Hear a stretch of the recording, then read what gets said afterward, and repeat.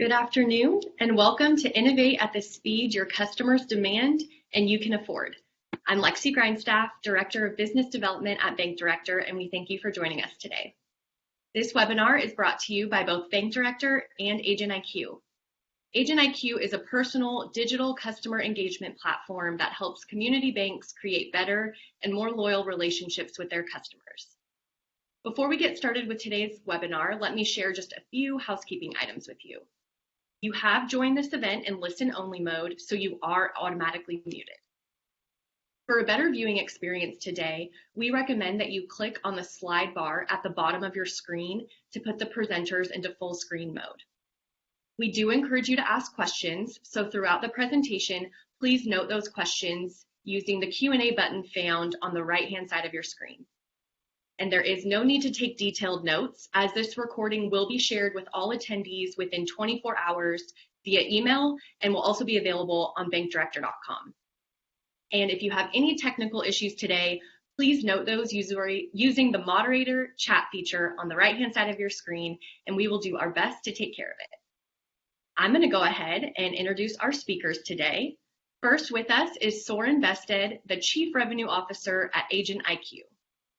Soren's industry tenure has spanned 6 countries across 4 continents and has primarily been focused on fintech services, biotechnology, healthcare, and international strategic collaboration.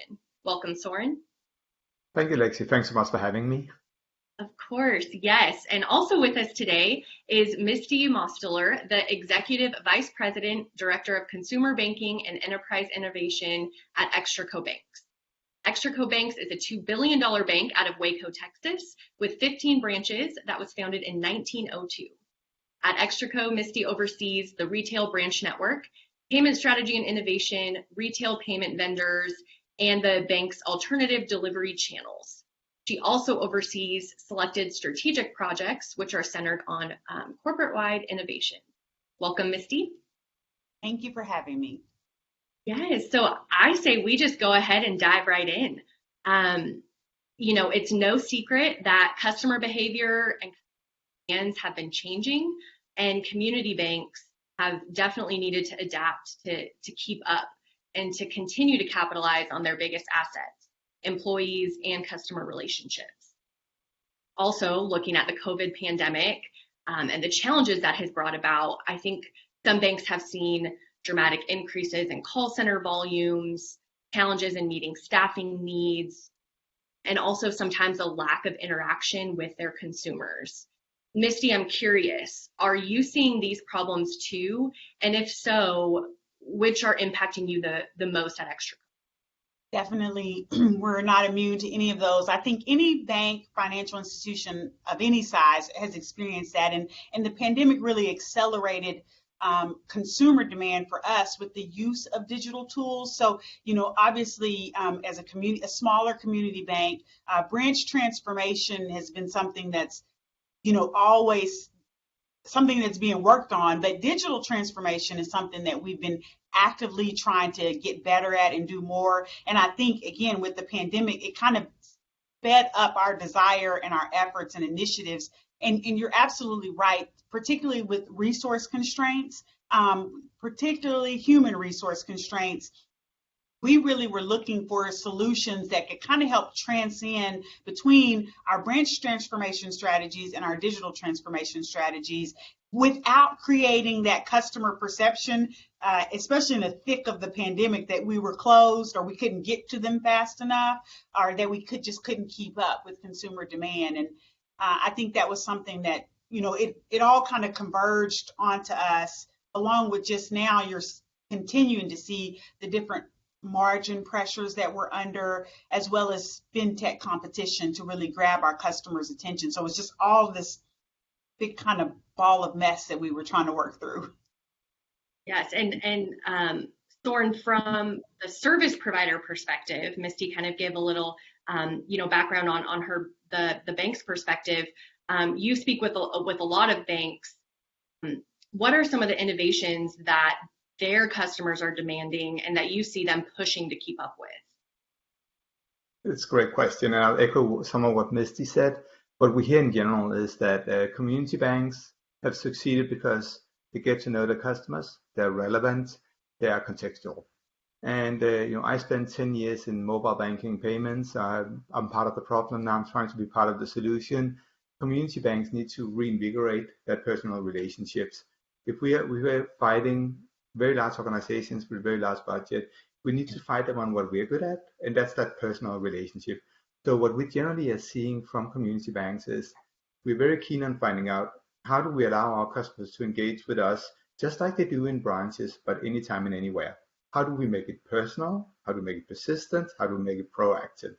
And from a bank's perspective, many of the banks we talk to are always hesitant about using the term selling, but selling has a slightly dirty connotation. We don't want to be selling to people. And I think there's a difference between selling and solving problems. When I get my weekly mail out, Soren, do you want a credit card? That's selling. When Misty shows up to me and says, hey, Soren, I think you could benefit from refinancing your house. That's not selling, that's helping me.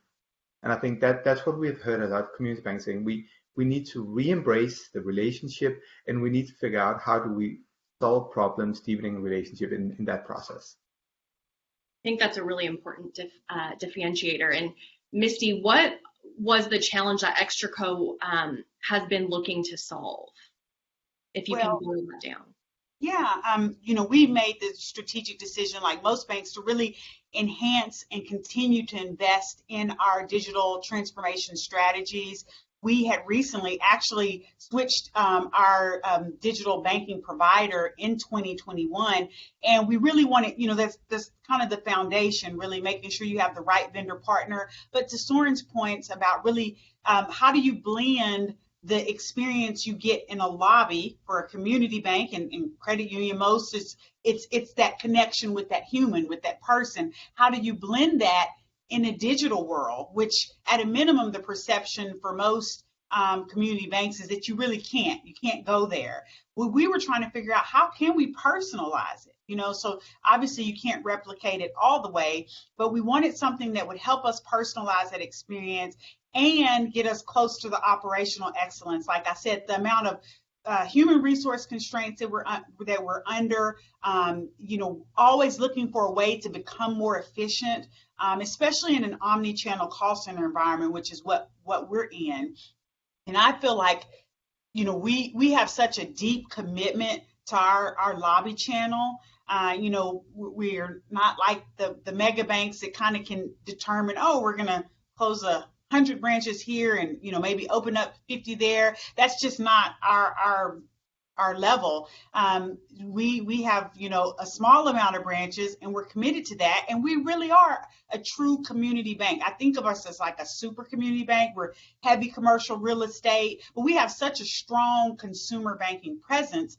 And to echo Soren's comments again, we really were trying to engage our customers outside the branch in those touch points in a trusted advisory context where it wasn't going to come across that, boom, this is an email campaign, and they know it's me and they know I use my debit card, but that it was really personalized with a human element to it. So I think that was a problem that we were trying to solve, and that's where obviously entering Agent IQ that turned our problem into an opportunity. One thing I will also add, there was a lot of external environmental type of pressure that created this for us. It's not just even pre-pandemic, these were concepts that we were talking about and thinking about because you have this dichotomy, right? I mean, fortunately, I wear a lot of hats at the bank, so I kind of get to see it. But most banks our size don't even have me, a better version of me. But, branch transformations being led here and digital transformations being led there, and then payment strategies are being led elsewhere. So we could kind of be able to see kind of like, gosh, we need digital tools that are going to help us.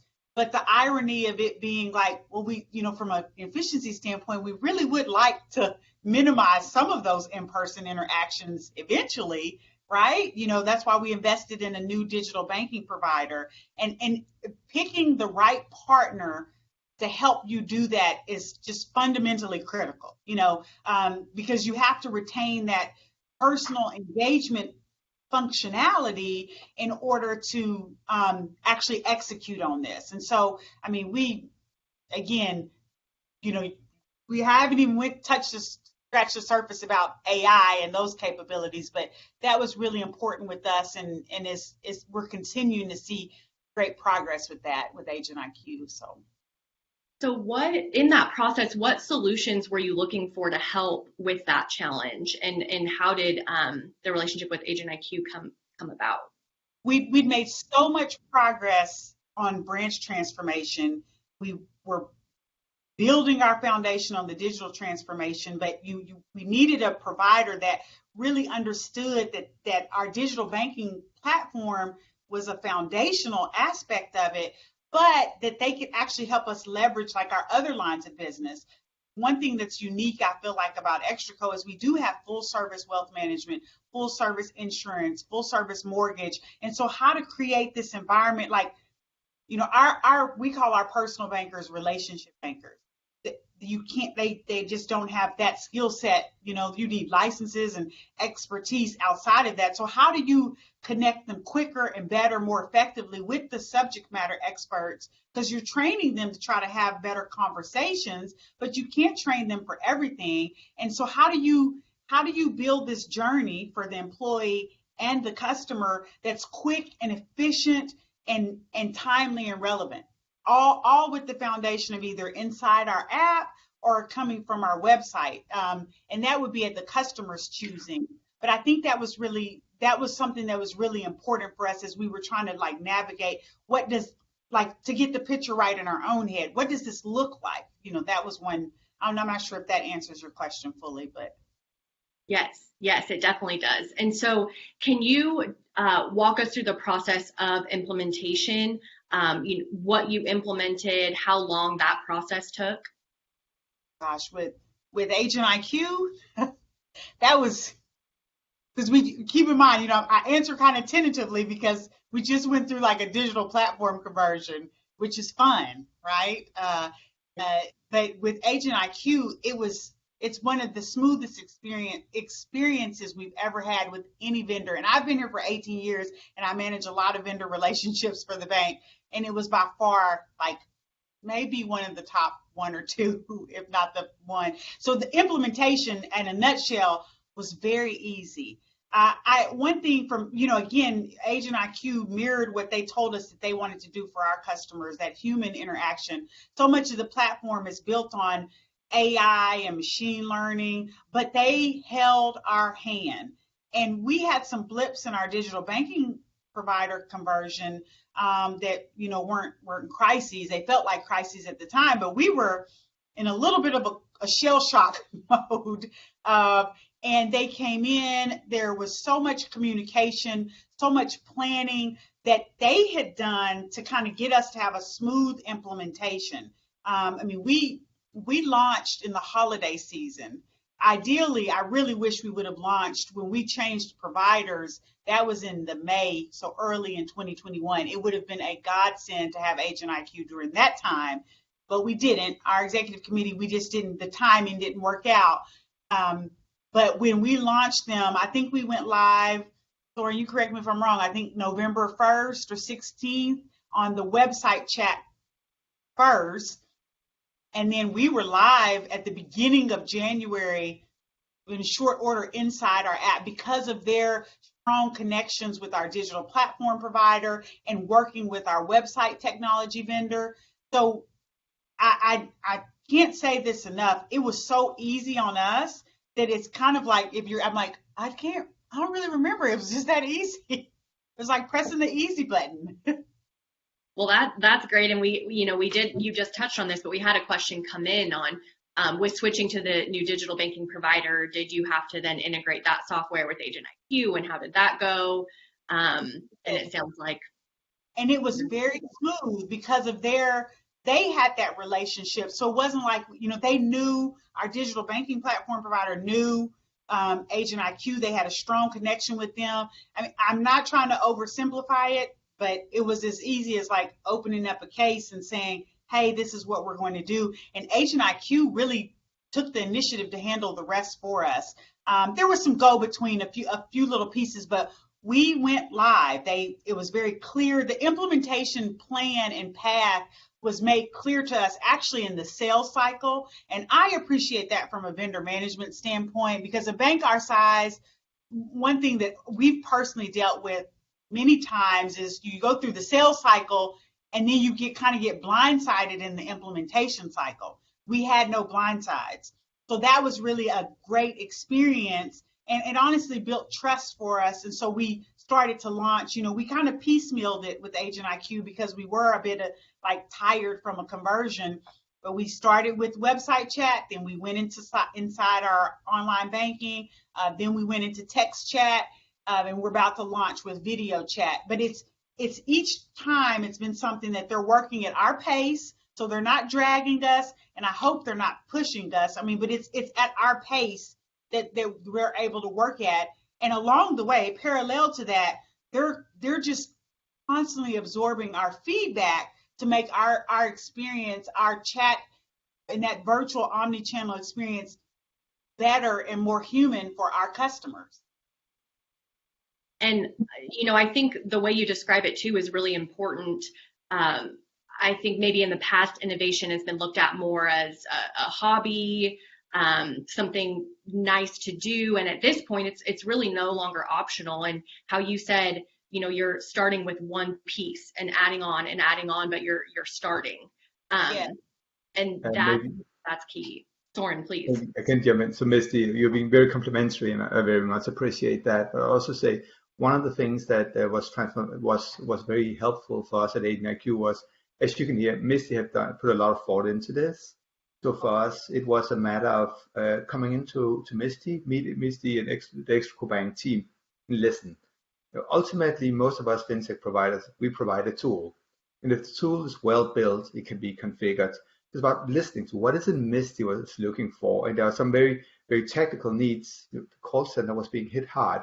Let's fix it. Let's find out how do we, and Misty had great data on what do our customers ask about, what do they care about, which enabled us to go in and put in self-service options that are addressing close to 50% of all web chats without a human getting involved. But then there was also a very strategic element of, right, we have a tactical need and a very, very well-defined strategic direction. So I think having Misty be able to convey to us what is sometimes comes and say, well, this is where we like to go. You tell us what the options are, what are the solutions. I think that's just very, very powerful as a partnership.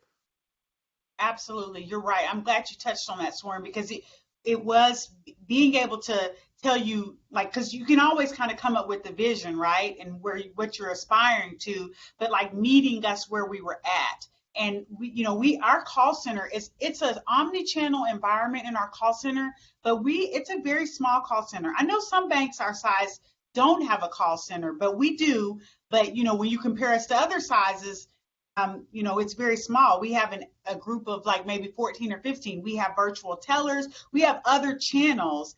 And so to not have the luxury, I guess, of the, or not to have the ability to add resources, that was already a hurdle that we were going to have to face. And, in essence, we technically were adding a channel. So you can imagine how my team felt of wait, we're going to do what?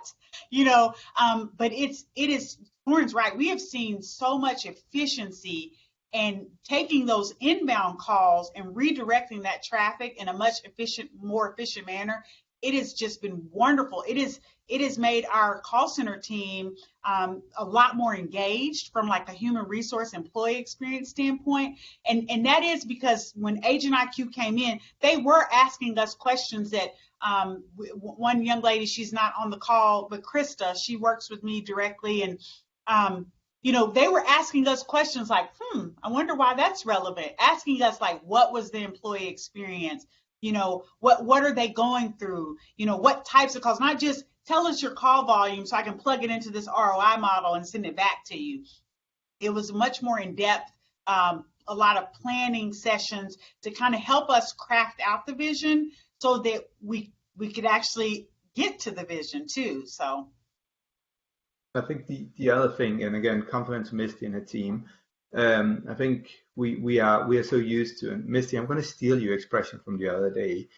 So I apologize for that in advance. But we're so used to anytime we innovate, it's a very large, heavy project. And Misty, you coined the term, you can't turn an elephant in a bathtub, which I think is a great term.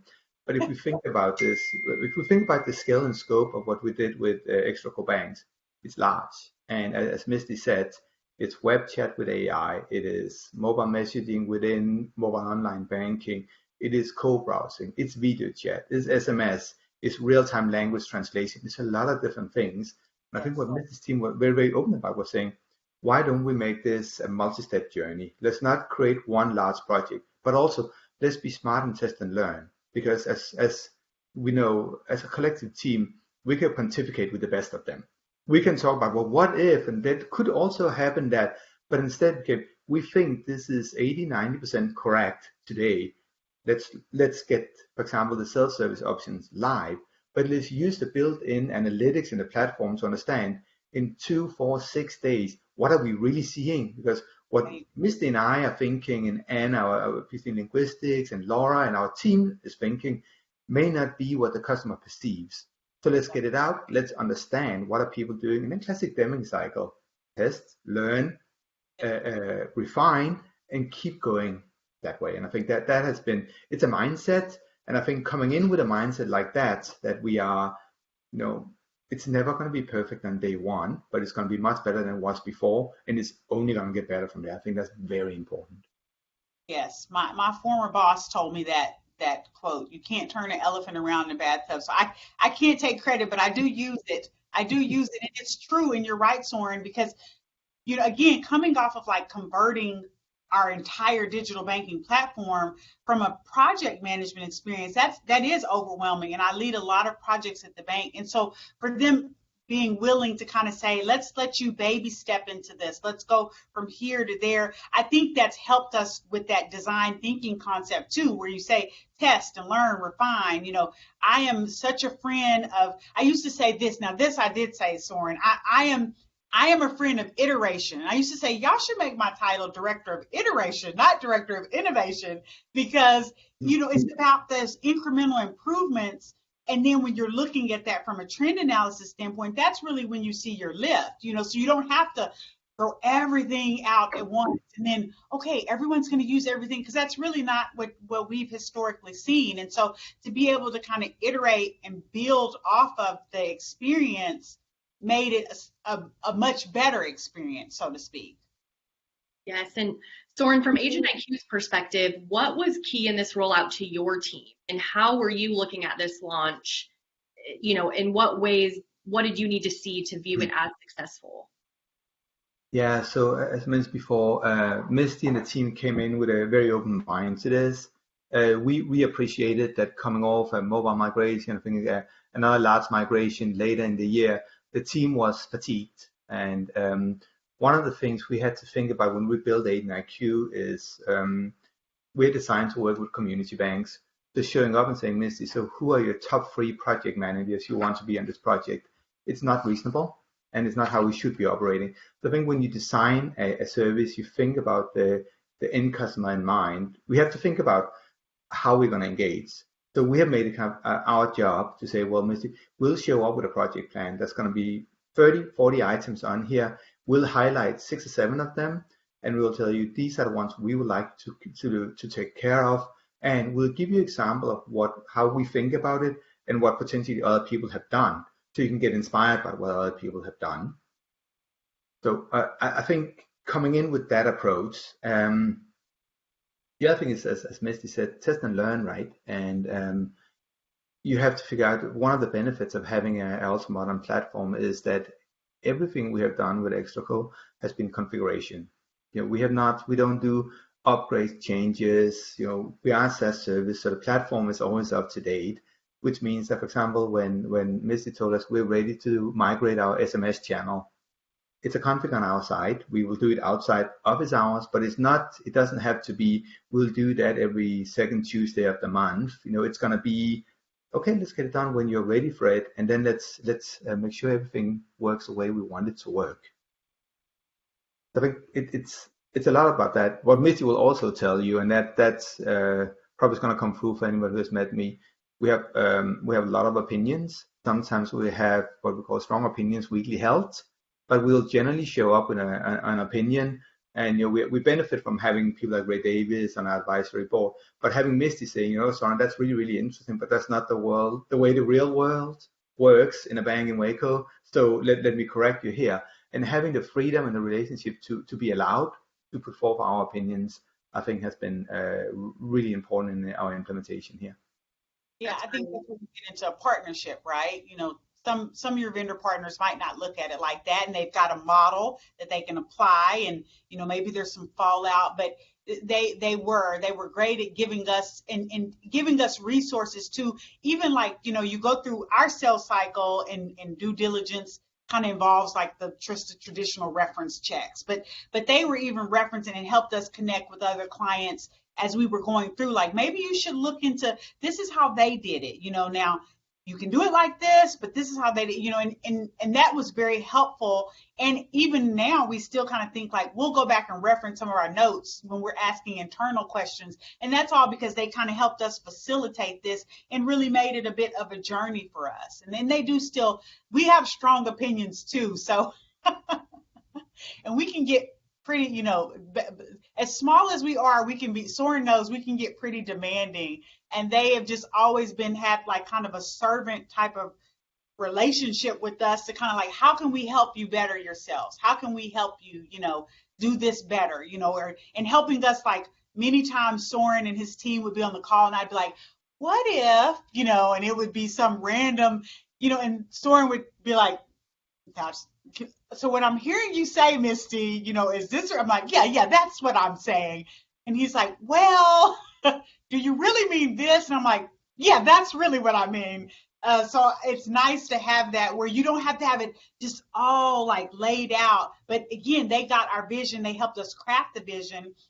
And then they're helping us actually meet the outcomes that we set in the sales cycle. So it's been a great journey. It is continuing to be a great journey.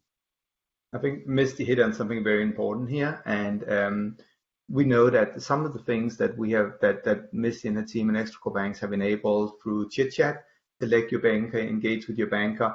What are the KPIs? Is it great to talk to somebody every week? Is it great to talk to them every 3 months? So there's some ambiguity, and I think Misty and her team did a extremely good job of setting forth some KPIs that we felt they're probably correct. We are going to refine them, no doubt about it. But having an idea of what does good look like. The risk is always that we launched it and we like it a lot and we high five ourselves, but what does it ultimately mean for Extraco Banks? What are the KPIs? Did we hit our KPIs? Are we delivering on the value that we set out to deliver on together? And if not, how can we fix it, or how can we improve it? How can we exceed the KPIs? I think that has been important.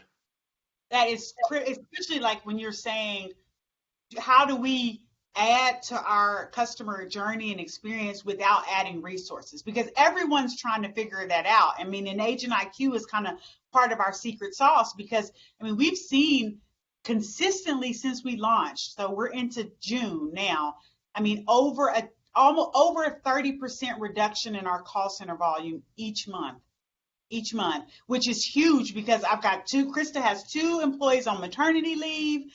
We've added additional virtual tellers.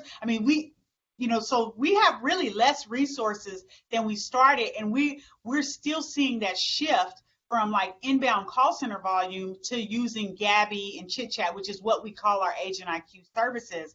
And that has been phenomenal. Again, going back to like my team's employee experience of like feeling fatigued. They have personally had to deal with the pandemic. They're coming into work. They're dealing with that personally. Then we're short on resources like everybody, dealing with those different staffing challenges, and then to have a conversion for your digital platform. So we've seen, we're hitting all of our KPIs. And one thing I do like, just to add a little bit more flavor to what Soren was saying, we really were kind of overthinking a lot of our key performance indicators for the project.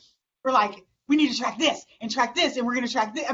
I think, Soren, the original list probably was like 25. And they were so gracious. They're like, okay, well, if those are all good things that the platform will allow you to track. But I think at some point, Soren kind of had a misty, a moment, a misty moment of like, this, you don't need to track that many. This is really where you need to focus on, because that's what's going to hit your bottom line. That's what's going to hit your financials, right?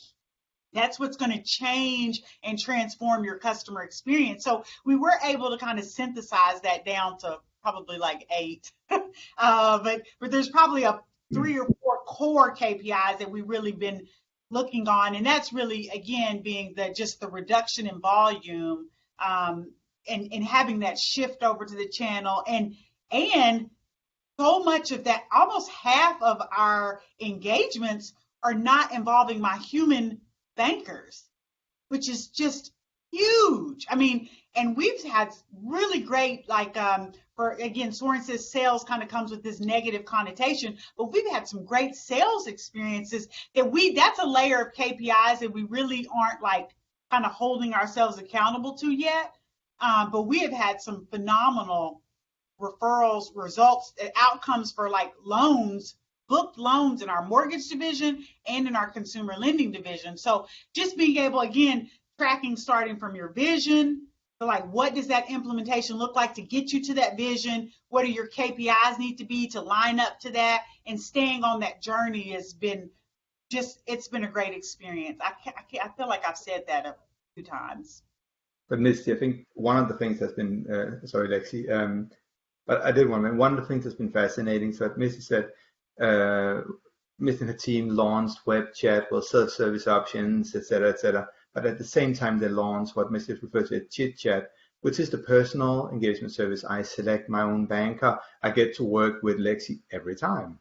I can reach out to Lexi anytime I want, but more importantly, and I think this is a key, a performance indicator I've heard from a number of different banks. We need our bankers to reach out to the customers.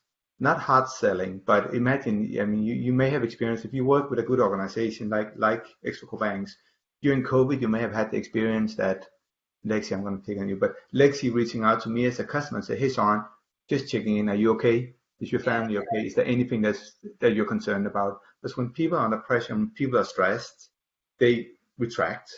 And I think what Miss and the team done really well is said, well, we need to use this tool to make it easier to reach out to my banker, to my Lexi, easier than Googling.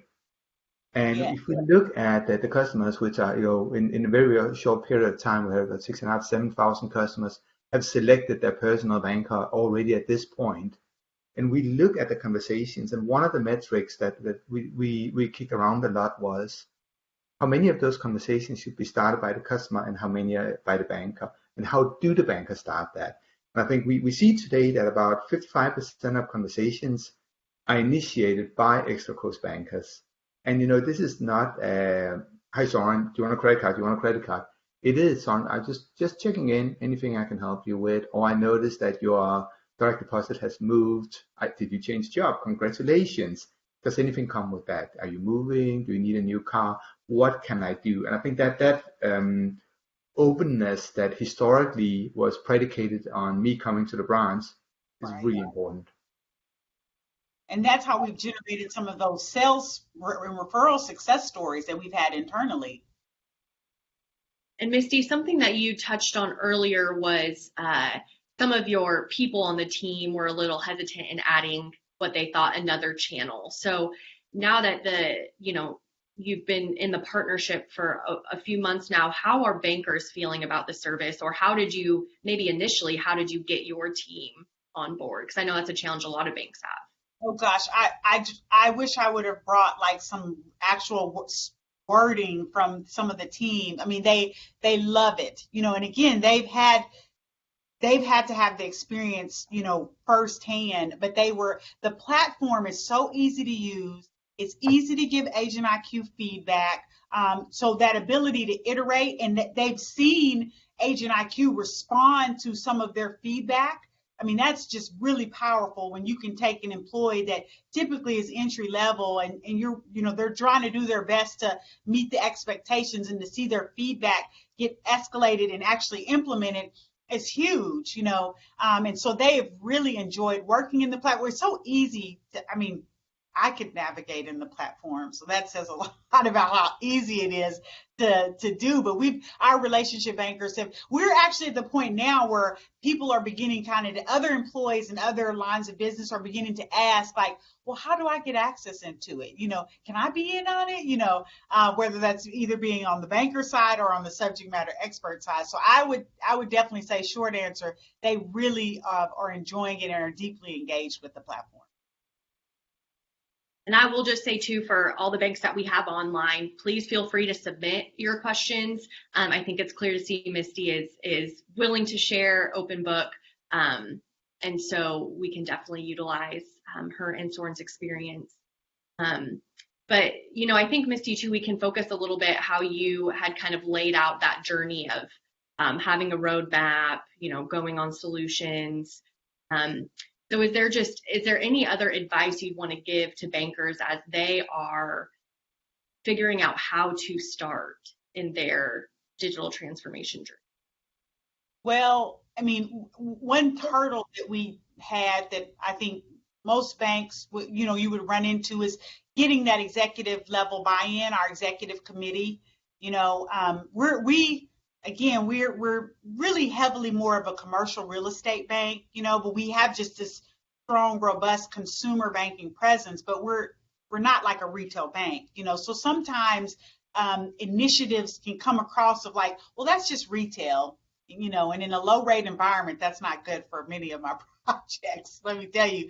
But getting the entire company, really, I had many conversations with our CEO, and like just being able to get the context of like, this isn't just a retail or consumer banking initiative. This is about the entire experience for our employees that have those customer facing interactions, and it transcends across all our lines of business.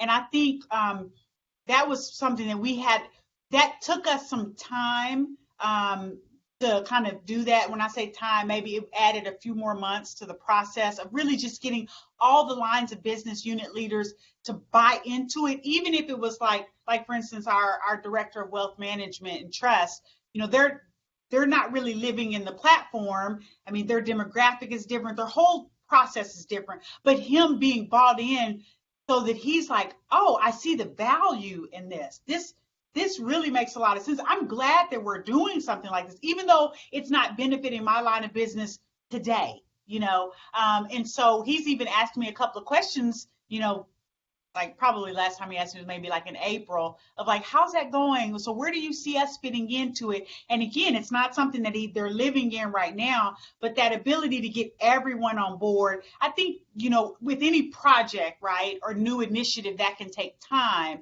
If you look at the industry, I think it's not a unique problem. I think you hear all these buzzwords, and like I said at the beginning, branch transformation strategies really kind of operated in this silo, and then you had everyone. If you weren't talking about digital transformation strategies in 2019, you weren't, God help you, so this has been something that's been a known thing, but like those always get kind of talked about as like these two separate things, and that's not really the case. But when you start really having deep discussions about them, that's where you start saying, well, who's going to help us with this? Who's going to help us marry these two together? And that's, again, Agent IQ being able to be that source for us to marry this and take all our lines of business and have one like common goal is huge, because now like the KPIs for Agent IQ for what we, again, Gabby is our AI engine, and then Chit Chat's the human banker. Now we have some common KPIs, right? And so I think that's something that the more you can, that's not so much executive committee or level buy-in, but just kind of the whole organization buy-in of them understanding, even if you're not in this day one, look at the bigger, broader picture of what this means for all customer facing employees and all of your customers, regardless of line of business. I think that's really important, and an interesting point you made, and something I remember when we were on our planning call of having solutions that can kind of tie in the other solutions and programs that you're working with. Yes. That there are fintech partnerships out there that can help with that. I think that's really important. In, Soren, I'll kick it over to you to see, what kind of advice would you want to give to some banks? It seems like obviously you and ExtraCo banks have a great relationship and partnership. Any advice you'd give to banks on how to make those partnerships as successful as they can be? Yeah, I think there's, I can try. Mrs. really wants to have done it, but I can tell you what we think about. So one of the things that has always been important for us at AIQ is we need to partner with the right people. And honestly, that may sound arrogant as a earlier stage company, but for us, if we think about this as a journey, there are tactical needs, there are strategic needs. There's no doubt, and I'm not sure if Misty's going to talk about that, but things like what's next in terms of virtual branches. So what you really are, you're virtualizing the bank. And that means a lot of things that there's a fairly robust roadmap for the next few years as we think through not just a service or a product. I think a thing that can be very important is you need to have some of the hard conversations up front. So for example, Misty mentioned before, what does implementation look like? Let's talk about that in the sales cycle. And don't just tell me it's really easy and we'll turn it on, but tell me what it is. Show me the task. Talk about what it's going to be like. I also think that there is, as a bank, go in and listen to the vendor and say, "This is what. Tell me your opinion. You are expected to show up with an opinion here. You're the one who knows the platform. Let me talk to your clients. Show an opinion. Don't be dogmatic about it, but put a stake in the ground and say, if you're just telling me that, well, we can do anything you want, you're not being helpful." And I think in particular that becomes true when we start talking about the use of AI. We often refer to it as augmented intelligence instead of artificial intelligence. People tend to, when they hear artificial intelligence, to think Erica, and then they start screaming and running away. So when we think about how do you use AI in a very pragmatic way, how do you use it to augment the experience, not replace the experience? So I think there are a number of, it's hard to enumerate, but for me it's a lot about feel. You feel comfortable with the vendor, and also, do they add value to you? Do they add a skill set that you do not have? Are they willing to sit in? If we're saying we are having a 4-hour executive offsite, will they join if you invite them? And if not, they're not a partner, they're a vendor. That's so true. And Agent IQ did that for us. And I like what you said, Soren, about it's an augmented experience, because you're right. AI, again, another terminology that we toss around. And I mean, just being able to this is our starting point, and knowing we're just scratching the surface with Agent IQ, but it's going to help us with all of our strategic imperatives from our branch and digital transformation and just revenue growth, right? You've got revenue growth strategies that we don't know where those are. Well, we know where those are, but they can change and evolve, and being able to have a platform that's a vendor partner that's that flexible and agile enough to move with you is really important. That their technology can move with you, change that flow. It's exciting because it's not like we've petered out, Yeah, that's we actually just got another question too. So Misty, as the head of innovation, how do you prioritize projects that you work on now versus projects that you may need to wait on? That's an excellent question. And it's ask me tomorrow, I'll probably give you a different answer. I mean, because it is that much of a moving target. We set strategic initiatives at an executive level here, and they typically span, honestly, between 3 to 5 years, strategic initiatives. And then those kind of get winnowed down into annual corporate goals. And I feel like I'm saying the same thing over and over again, so I apologize. But branch transformation strategies it's one big bucket, and there's lots of things that tie to those strategies and imperatives. Same with digital transformation. And so it has been probably the past well, pre-pandemic, so past 3 years, where we've been talking about how they overlap. That's where you get into like curbside delivery that we launched, like those things to where like, well, where is it starting? Where does it end? Is there a human involved? Does there have to be a human involved? How efficient is, so when you start piecemealing that out, that helps from the priority standpoint. I will say, there's what they call the shiny object syndrome. We're not into that. I think a bank our size really can't be. And that's where like really outlining. I think that's probably why Soren will tell you we were kind of going overboard on our KPIs because you get into some of these transformation strategies, and you're trying to innovate or iterate, and you're like, oh, this is going to be great, and then it doesn't really meet your expectations. So it made us. I think I was more kind of like, we need to track this and this and this and this and this and this and this and this, versus really kind of saying, well, okay, what are we trying to do? And the pandemic, what they say, don't let a good crisis go to waste. It uncovered for us the need to be a lot more efficient in an omni-channel environment. So that was something that kind of just fell out of lots of conversations, lots of external environment pressure, and that helped with the prioritization of projects. The short answer would be you do need to move with where your customer is. So we have a very robust customer feedback mechanism. And so as you see those trends, you should be moving along with so that you're responding. But one thing that's great about with Agent IQ is when you're doing that from that traditional approach, you really are reacting, honestly. Whether you add a new product or change a process, it is really reacting to customer feedback. And we really were trying to how can we be proactive? Because when we're studying the external environment, that's going to happen. That there's going to be some blending between customers wanting this personalized experience outside the branch, and wanting to have a banker and pick that person. And that's always, and if you would have told us that before us meeting Agent IQ, I probably would have been like, there's no way, because my inbound call volume, the queue's going to route you to whoever's next available. That's just the traditional setup. So I'm sorry that my answer was a little bit ambiguous or all over the place, but it does take some stepping back and making sure that you're not like, oh, we could do this and we could do that, and saying, well, what are our customers telling us?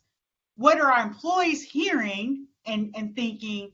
And then what vendor partner can help us respond to that proactively, not just within that respective moment. No, I think that's a great framework to follow. So thank you for that. And as we wrap up here, I think a good place to end would just be if either of you have any final thoughts that you want to share with our audience.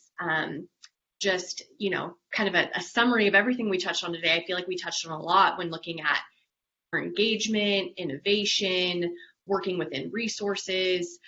So Soren, I'll start with you and just share any final thoughts you have. Yeah, one of the things I think Misty and the team did really well was let's try to take a step back and remember why we're here as community banks. Ultimately, let's try to abstract for just a few hours from our standard KPIs, how many transactions do we see? And let's think about not a person in the abstract, but let's think about ourselves. And I see for myself, I want to work with the same people in my life. I want to work with my GP. I want to work with my mechanic. I want to work with my gardener. And I will go to great length to not have to talk to somebody else. I will wait for them. I'll call them multiple times. And for some reason, we have lost that in translation. We all have the people we trust. They earned our trust. We will go to them. And how did we get away from that in banking? Because we've been so preoccupied about channels and products and services, but ultimately, if I have a Misty I trust, that's ultimately what I want. And that will take care of my financial lives. I think that's, for me, it's there's an opportunity to take a step back and remember, why did we start as a community bank? It's not because we didn't have a choice. Why did the customers come to us? Why did they stay with us? how do we bring that to the forefront again? Because ultimately, I think one size doesn't fit all. That's why community banks are better suited than anything else to drive local economic growth, because they actually embed themselves in the community. So for me, it's about maybe abstracting a little bit and becoming very, very clear on why we're here. Great. Soren, Misty, any final thoughts to share with the audience? It's hard to follow up with that because I was thinking, that's exactly what I was thinking. I just think that Agent IQ and the solution and partnership is really helping us to extend our mission out to in a digital world, and that's really important for us, that we still get to build our customers, our communities, and our businesses through operational and creative and innovative excellence. And so that's really important for us. So we're really looking forward to the future. That's great. That's great. Well, I want to thank you both so much, Soren and Misty, for your time today, for this great conversation. As a reminder, everyone on this call will receive the recorded version of the webinar within 24 hours. It will also be posted on bankdirector.com, and you can access it there. So that is all for today. I hope everyone has a great rest of their day. Thank you, Lexi. Thanks, Soren. Thanks so much, Misty. See you later. Bye.